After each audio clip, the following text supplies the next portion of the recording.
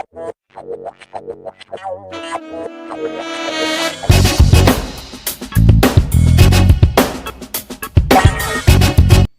Morning student, मैं तंजीम sir आज आपके लिए सर्दी के मौसम शुरू हो गए हैं और पढ़ाई का बोझ आप पर बेइंतहा बढ़ता जा रहा है।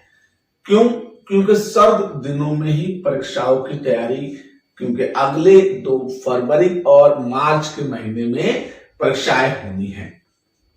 खैर, तो इससे घबराने की और अतिरिक्त दबाव लेने की कोई जरूरत नहीं होती है। इसके लिए सिर्फ हमें इतना करना होता है कि इन महीनों में हम दिन के 24 घंटे को किस तरह से इस्तेमाल करें। तो इसके लिए मैंने अपनी लाइफ में जिस तरह से इन घंटों का इस्तेमाल करके पढ़ाई के क्षेत्र को आगे बढ़ाया था और कामयाबी भी पाई थी, उसी तरह का मैं अपना अनुभव आज आपके सामने पेश कर रहा हूं अपने चैनल के माध्यम से। तो ज्यादा बात को लंबा ना खींचते हुए हम अपनी बात की तरफ आते हैं, और वो बात यह है कि मौसम सर्दी का है। काय का है? सर्दी का है।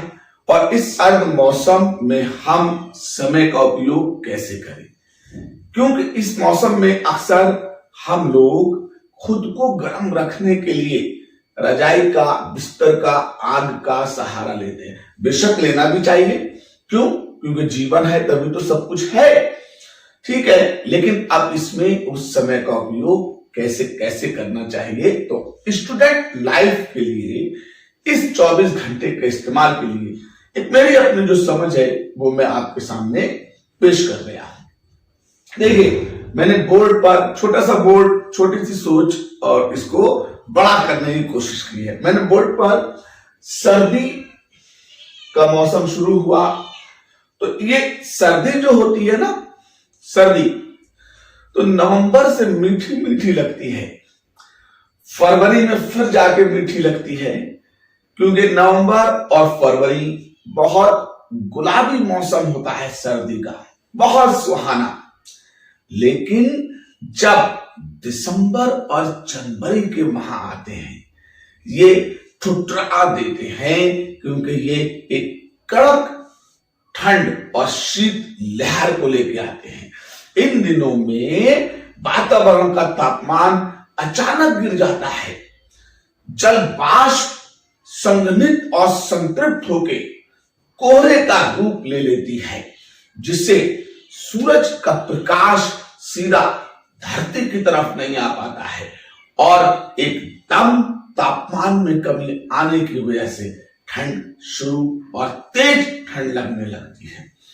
अब इसमें हम 24 घंटे के दिन में क्या देख पाते हैं कि 24 घंटे का दिन 2 हिस्सों में बढ़ता है।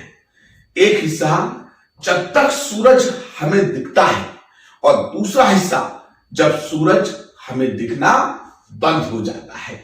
जब तक सूरज दिखता है तो हम दिन के उस हिस्से को दिन कहते हैं, और जब सूरज छिप जाता है तो फिर हम दिन के उस हिस्से को रात कहते हैं। तो इन दिनों में 24 घंटे का जो दिन होता है, खास तौर से दिसंबर और जनवरी के महीनों में, वो 24 घंटे का दिन अधिक ठंडे दिन होते हैं।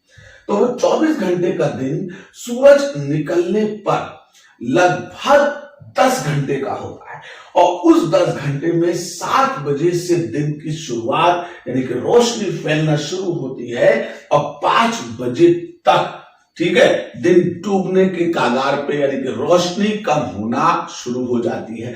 लेकिन वही 24 घंटे का दिन जब सूरज डूबने के बाद शुरू होता है, तो लगभग वो 14 घंटे का समय होता है।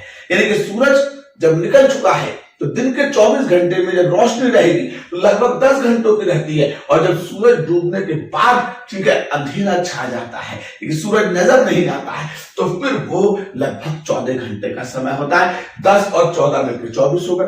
तो अब इसमें अंधेरा कितने बजे से? लगभग 5 बजे से शुरू होता है, सुबह के 7 बजे तक ये स्थिति रहती है।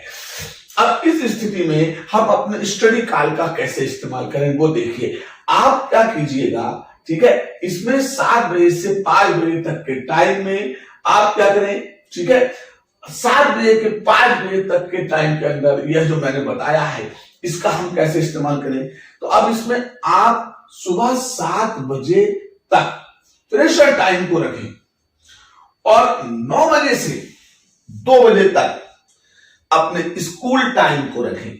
जब इतना हो जाए तो फिर आप, कुछ लोग 2 से पहले 12 बजे तक स्कूल ऑफ हो जाते हैं, कुछ लोग और भी पहले 1 या इसके बाद हो जाते हैं, लेकिन 1 से 2 बजे तक के टाइम को आप, और 5 से 6 बजे तक के टाइम को कोचिंग टाइम में व्यस्त रहते हैं। तो अब इस टाइम में हमें पढ़ने का समय नहीं मिल पा रहा है। ये तो क्या है, पढ़ाई के लिए जो सामग्री है उसको इकट्ठा करने का और अपनी रैम और रोम में रखने का समय होता है। जब पूरा हो जाए तो मैंने देखिए यहाँ पे कोशिश की है कि यहाँ पे एक गोला बनाया है, यहाँ पे अंधेरा कर दिया है, यानी कि ये 5 से 6 बजे के बाद का टाइम कोचिंग का बेशक हो लेकिन अंधेरा हो जाता है, और ये जहां पे मैंने काला नहीं किया है 1 से 2 बजे तक के समय को दर्शाता है। आगे आते हैं। अब आप क्या कीजिएगा कि अब 6 बजे जब आपकी कोचिंग टाइम ऑफ हो जाए आप अपने घर आइएगा। अब 6 से 7 या 8 बजे तक कितना टाइम मिल गया हमें? लगभग 2 से 3 घंटे। इस 2 से 3 घंटे में आप खुद को डिनर के लिए रिफ्रेश कीजिए, अपनी स्टडीज जो की है उसके मटेरियल को इकट्ठा करके रखिए। फिर आधे घंटे का विश्राम करने के बाद 8 बजे से और 11 बजे तक 3 विषयों का चयन कीजिए। ये वो 3 विषय जो आए हैं।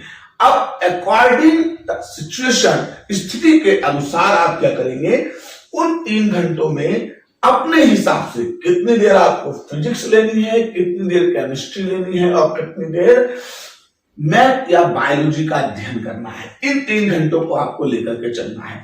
फिर क्या करेंगे, 11 बजे आप विश्राम के लिए चले जाइएगा।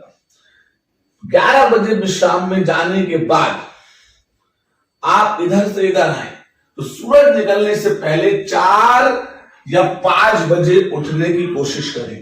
कितने बजे सोए थे?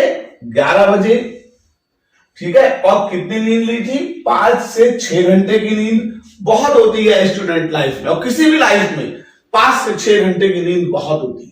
तो 5 से 6 घंटे की नींद ली थी, और 5 से 6 घंटे की नींद लेने के बाद, क्योंकि हम जब 11 बजे सोए थे और 5 घंटे की नींद लेंगे तो 4 बजे उठ जाएंगे, और 6 घंटे की नींद लेंगे तो 5 बजे उठ जाएंगे। उठने के बाद जब यहां पर आएंगे, सूरज निकलने से पहले, सूरज क्या बजे निकल गया था? 7 बजे। तो सूरज निकलने से पहले हमें मिनिमम 2 घंटे और मैक्सिमम 3 घंटे मिल जाएंगे।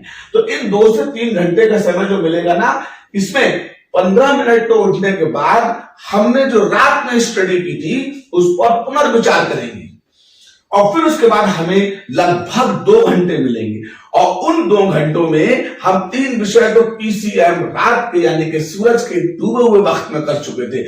और फिर उन 2 घंटों में हम अपनी लैंग्वेज के जो 2 सब्जेक्ट होते हैं, एक हिंदी और एक इंग्लिश, उन सब्जेक्ट का क्या करेंगे? अध्ययन करेंगे। तो अभी दिन नहीं निकला है, यानी कि रात के अंधेरे में हमारे 5 विषय क्या हो गए? निपट गए। तो इस तरह से अगर आप अपने टाइम टेबल का इस्तेमाल करेंगे तो मैं समझता हूं कि आपकी सर्दियों के दिनों में भी पढ़ाई का बिल्कुल भी नुकसान नहीं होगा, और आपकी स्टडी जिस छोटे छोटे स्टेप को लेकर के एक बड़े आकार की तरफ बढ़ लेगी तो उसको एक और नया आयाम मिलेगा। तो उम्मीद करता हूं ये मैंने सर्दियों की सर्द रात का इस्तेमाल कैसे किया जाता है उसके लिए मैंने पढ़ाई का जो टाइम टेबल बताया है, अगर इस पर आप चल के देखिए तो आपको महज 3 दिन में, गारंटी देता हूं, महज 3 दिन में इस बात का अंदाजा हो जाएगा कि हाँ ठीक है, ठंडा मौसम कितना भी हो, लेकिन हमारी पढ़ाई पर कोई भी फर्क नहीं पड़ता, हमें आगे बढ़ने से कोई भी नहीं रोक सकता। तो उम्मीद करता हूं इस समय के अनुसार जो कुछ भी एक अपना एक्सपीरियंस था इस वीडियो के सहारे मैंने शेयर किया है। आगे मैं अगली वीडियो को और लेकर के आऊंगा। जब तक के लिए जय हिंद।